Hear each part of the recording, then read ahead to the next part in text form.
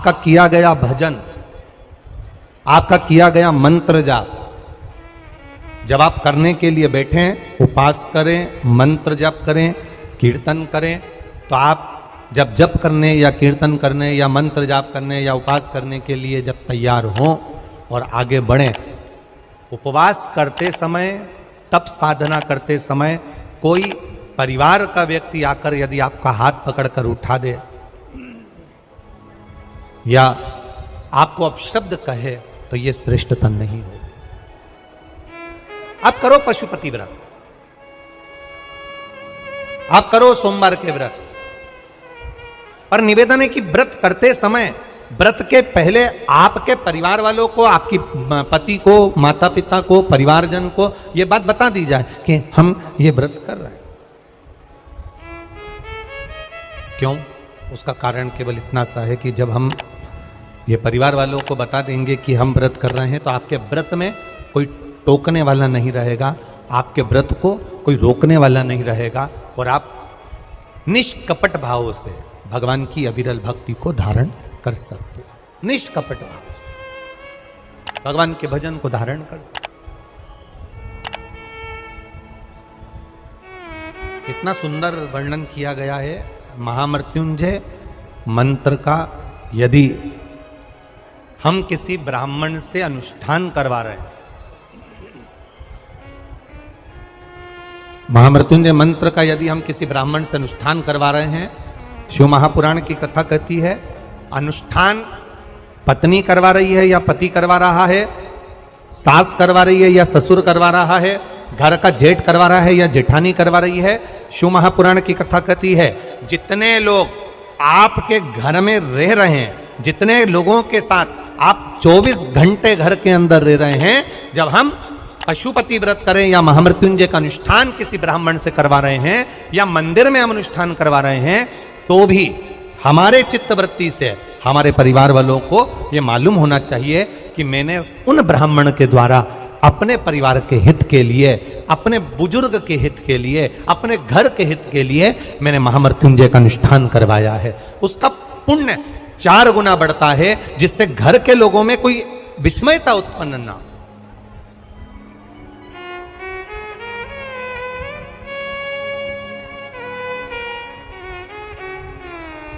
हमारे भीतर कोई विस्मयता उत्पन्न ना हो,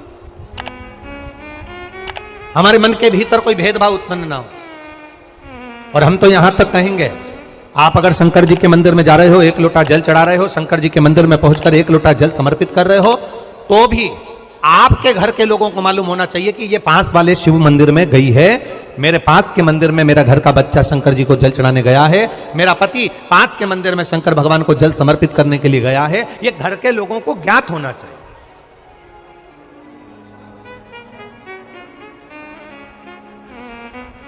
घर के लोगों को ये मालूम होना चाहिए कि ये पास के मंदिर में मेरी धर्म पत्नी गई है, पास के मंदिर में मेरे माता पिता गए, पास के मंदिर में मेरे परिवार के लोग गए। ये आपकी चित्तवृत्ति में और परिवार की चित्तवृत्ति में ये बात रहना चाहिए, छुपा कर नहीं जाना।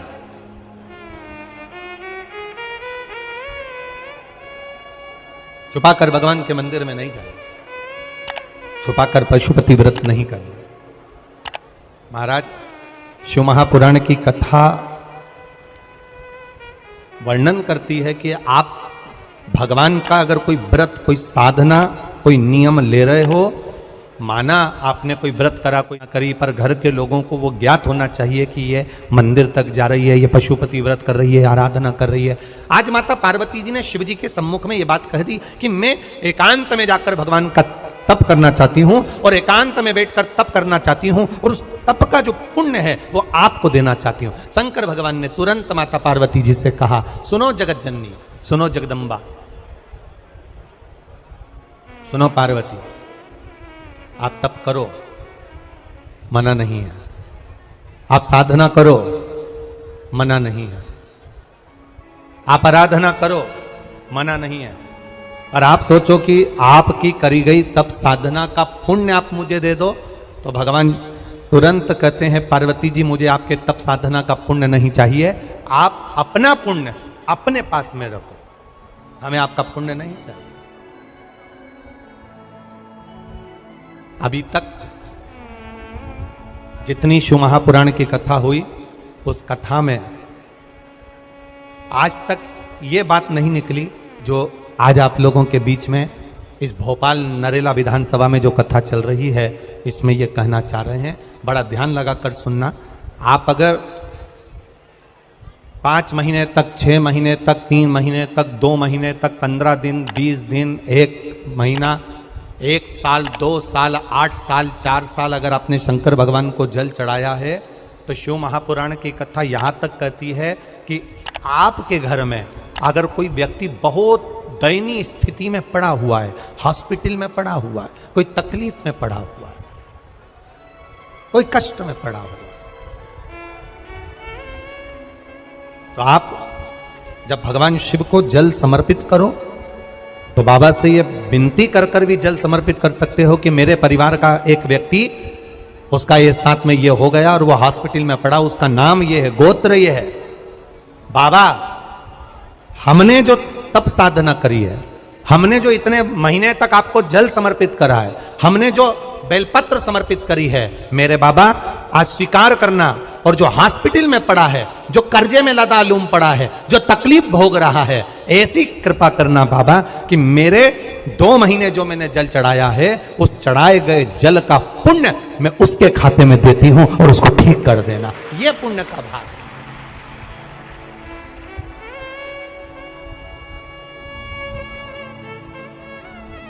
ये पुण्य का भाग है। आप अपना पुण्य भी किसी जीव के कल्याण हेतु दे सकते हैं। अब किसी ने एक बार ये कथा सुनी और कथा सुनकर कहा, महाराज जी आप कहते हो कि शंकर जी पे चढ़े हुए जल का पुण्य भी हम किसी को दे सकते हैं क्या? शंकर जी को चढ़े हुए जल का पुण्य क्या किसी को दिया जा सकता है? क्यों नहीं दे सकते? क्यों प्रदान नहीं कर सकते?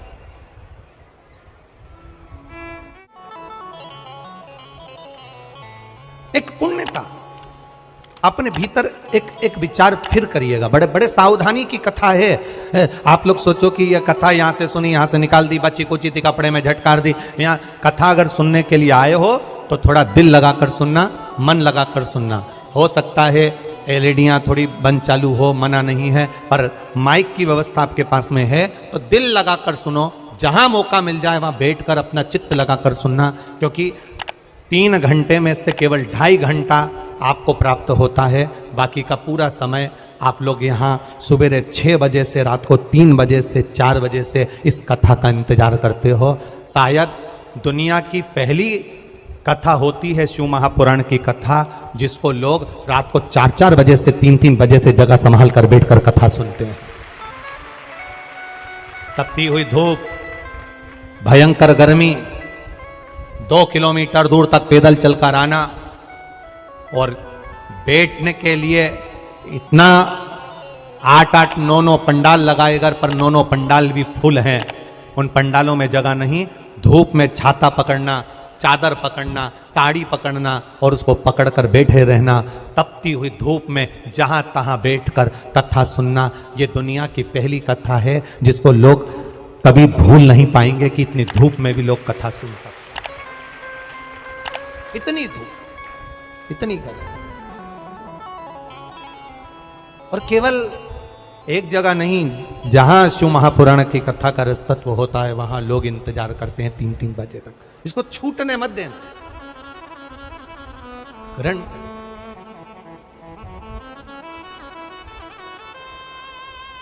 शादी में गए हो, 500 का लिफाफा दिया है तो भोजन कर कर जरूर जाना, और कथा में धूप में चलकर आए हो तो भले आधे घंटे की सुनना, पर कथा में दिल लगाकर जरूर जाना। दिल लगाकर जाना, चित्त लगाकर। आप अगर 1 लोटा जल भगवान शिव को समर्पित कर रहे हो, आप एक बेलपत्र भगवान शंकर को समर्पित कर रहे हो, आप एक शमी का पत्ता भी भगवान शंकर को समर्पित कर रहे हो, आप भगवान शंकर का पंचानंद स्नान करा रहे हो, आप भगवान शंकर के मंदिर का शिखर दर्शन कर रहे हो, आप भगवान शंकर के मंदिर में जाकर झाड़ू लगा रहे हो, पोछा लगा रहे हो, सफाई कर रहे हो, तो भी तुम्हारी चित्तवृत्ति में रहना चाहिए कि जब किसी पर दुख की घड़ी आए, किसी पर तकलीफ आए, किसी पर कष्ट आए, हमारा करा गया पुण्य हम उसके खाते में दे सकते हैं। हम अपने पुण्य को दूसरे के खाते में प्रदान कर सकते।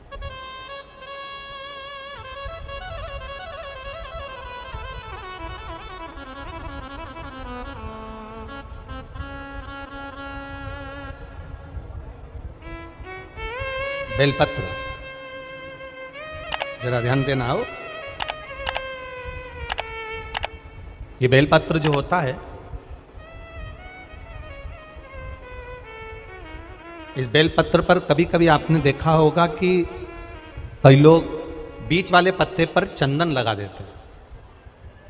ये जो बीच का पत्ता होता है इस पर लोग चंदन लगा देते हैं। शिव महापुराण की कथा कहती है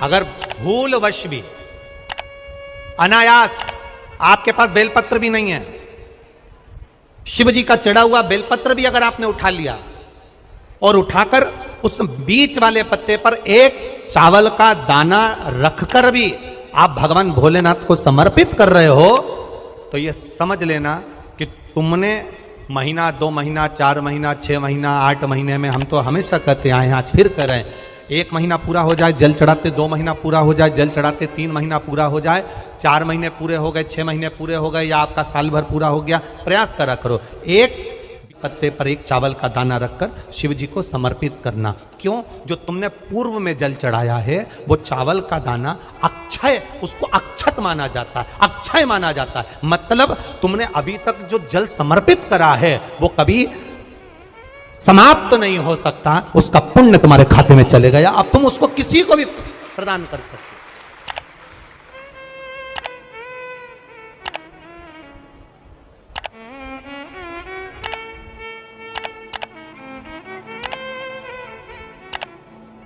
बहन भाई को तिलक करती है रक्षाबंधन पर, माथे पर तिलक लगाने के बाद में चावल लगाती कि नहीं लगाती? बोलो, जम के बोलो जरा। लगाती है? बोलते जाओ जरा। लगाती है, ठीक है। मंदिर में आप पूजन कर रहे हो, घर में कोई अनुष्ठान कर रहे हो, पंडित जी तुम्हारे मस्तक पर तिलक करते हैं तो चावल लगाते कि नहीं लगाते? बोलो बोलो, जम के बोलो। लगाते हैं। तुम्हारे घर में शादी ब्याह होता है तो तिलक करा जाता है तो चावल लगाया जाता कि नहीं लगाया जाता? लगाया जाता। सब समय पर चावल, मस्तक पर कंकु का तिलक, चंदन का तिलक, जो भी तिलक तुम्हारे मस्तक पर लगा है, कोई अगर लगाएगा शुभ कार्य में तो चावल जरूर लगाएगा। बस एक कार्य ऐसा होता है जिस समय पर मस्तक पर तिलक करा जाता है पर चावल नहीं लगाया जाता।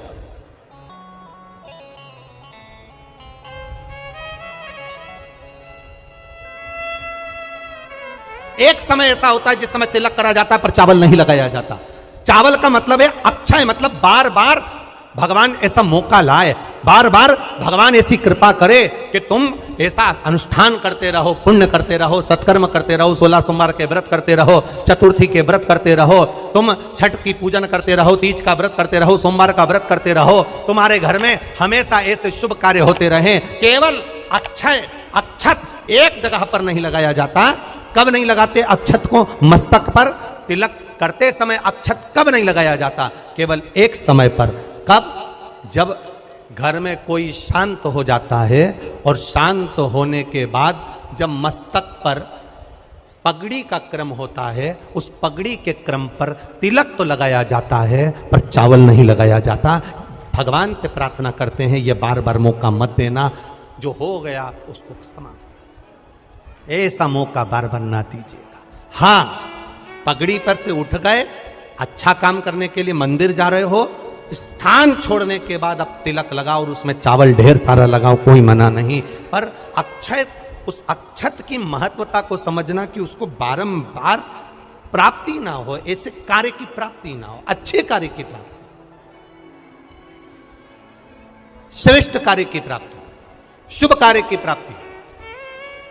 अगर मौका मिले तो एक बार भविष्य पुराण, और एक बार मौका मिले तो कुर्म पुराण, और एक बार मौका मिल जाए तो नंदी पुराण, ये 3 पुराणों का स्मरण करना, इसमें आपको अक्षत की महत्वता प्राप्त हो। भविष्य पुराण, कुर्म पुराण और नंदी पुराण, इन 3 पुराणों में आपको अक्षत की महत्वता प्राप्त होगी कि चावल की महत्वता क्या है। एक चावल का दाना जब अशुक सुंदरी वाली जगह पर चढ़ाया जाता है, एक चावल का दाना, अशोक सुंदरी वाली जगह पर चढ़ाया जाता है। हम माताओं से हमेशा कहते हुए आए हैं, आज फिर निवेदन करेंगे, जिस माता के गर्भाशय में गांठ हो गई हो, जिस माता के गर्भाशय में गठान पड़ गई, अक्षत एक चावल का दाना, गर्भाशय में गांठ हो गई, डॉक्टर को दिखाया, गर्भाशय में बच्चा दानी के अंतर्गत गांठ पड़ गई, गर्भाशय में गांठ पड़ गई, बड़ी तकलीफ की जिंदगी जी रही है, डॉक्टर कह रहे हैं ऑपरेशन करवाओ, डॉक्टर कह रहे हैं ऑपरेशन करवाना पड़ेगा, एक बार मेरे भोलेनाथ पर जल चढ़ाना प्रारंभ करो, एक चावल का दाना। अशोक सुंदरी की जगह मालूम है ना सबको? अरे बोलो, अशोक सुंदरी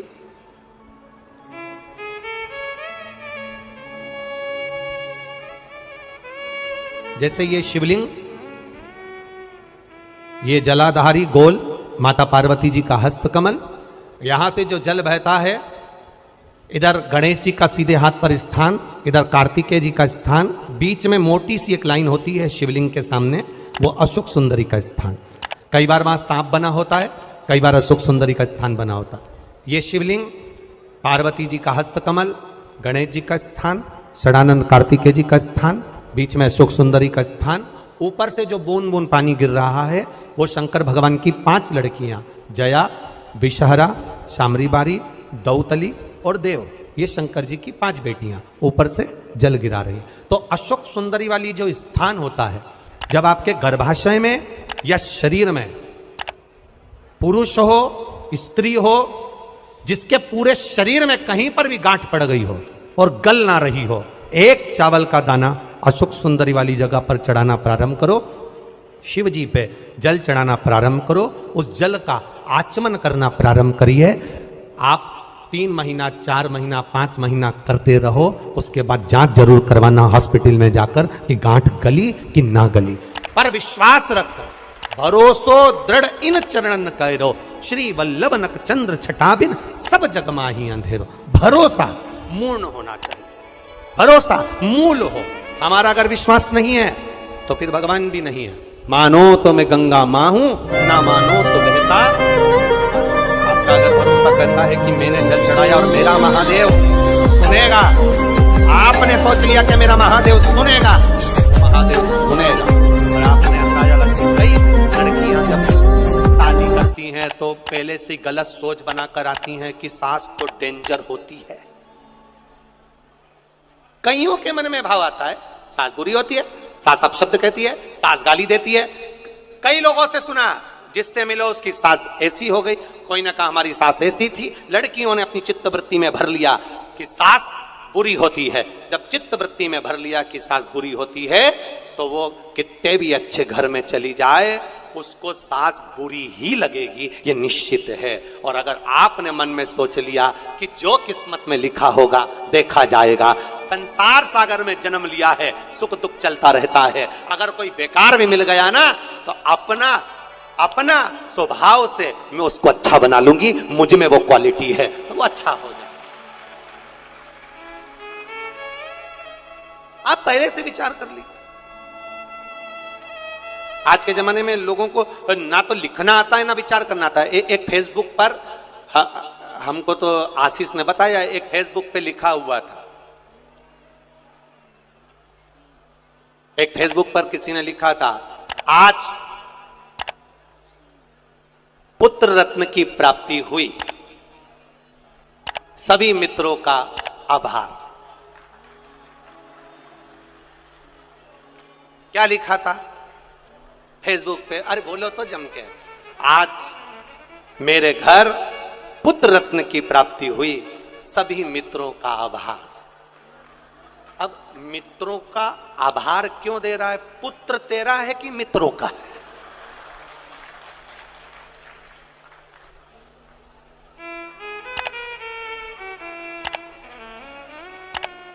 बोलो, जम के बोलो।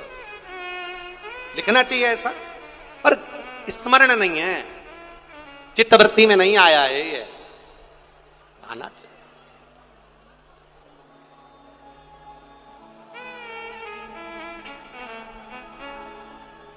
चित्तवृत्ति में आना चाहिए। आप क्या कर रहे हो, आप क्या प्रदान कर रहे हो, क्या लिख रहे हो, क्या बोल रहे हो, आपकी चिदानंद वृत्ति में यह आना चाहिए कि आप क्या कर रहे हो। आज मेरे यहां पुत्र रत्न की प्राप्ति हुई। सारे मित्रों का क्या लिखा है तुमने, क्या प्रदान किया तुमने, विचार करो।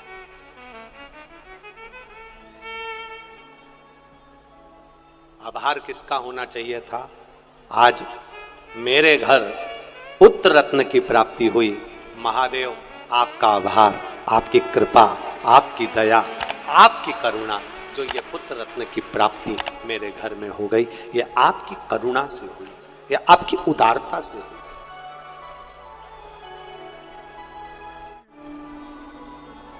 ये आपकी करुणा है, ये आपकी उदारता है।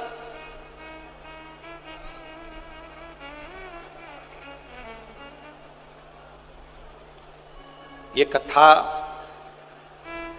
हमने कल भी कहा था कि कथा और कहीं भी हो सकती थी। भोपाल में ऐसा जरूरी नहीं कि आदरणीय विश्वास भैया के यहाँ हुई, कथा कहीं पर भी हो सकती थी। पर यह कथा आदरणीय विश्वास भैया सारंग जी के यहाँ जो हुई है, हमने कल भी कहा था कि कहीं ना कहीं माता पिता का कोई पुण्य प्रबल हुआ होगा, जिसके कारण बस ये आशीर्वाद के रूप में ये कथा आदरणीय विश्वास जी सारंग जी को प्राप्त हो। और वो पुण्य कैसा है? जब हमने पता करा तो हमारे स्मरण में आया कि जब स्वर्गीय श्री कैलाश नारायण जी सारंग जी बीमार पड़ गए, और बीमार पड़ने के बाद जब दिल्ली में एडमिट हो गए और उनका इलाज चलता रहा, तब हम कभी भी जजमान परिवार से ये कुछ भी नहीं पूछते और ना हम उनसे बात करते हैं कि तुमने क्या करा क्या ना करा। हम तो हमारे जो सेवादार लगे रहते हैं, कार्यकर्ता लगे रहते हैं, उनसे पूछते रहते हैं। तो बताया कि गुरुजी विश्वास भैया सारंग भोपाल में उस समय पर भी मंत्रिमंडल में थे, जिस समय पर पिताजी का स्वास्थ्य खराब था, तो यहाँ पर संभालते हुए यहाँ पर भी सारी मीटिंग अटेंड करना और रात के समय जाकर अपने माता पिता की सेवा करना दिल्ली में, यह कोई सहजता का विषय नहीं होता। और उसी का पुण्य फल, उसी का एक आनंद, उसी का जो पुण्य है, उसी का जो पुण्य फल मिला है, वो ये मिला है। ये उसी का पुण्य फल, ये कोई सहज नहीं।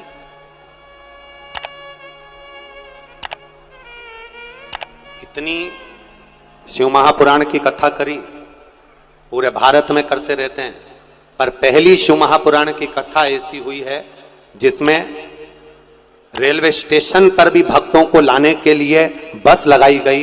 इसके लिए विश्वास भैया सारंग जी को बहुत बहुत साधुवाद।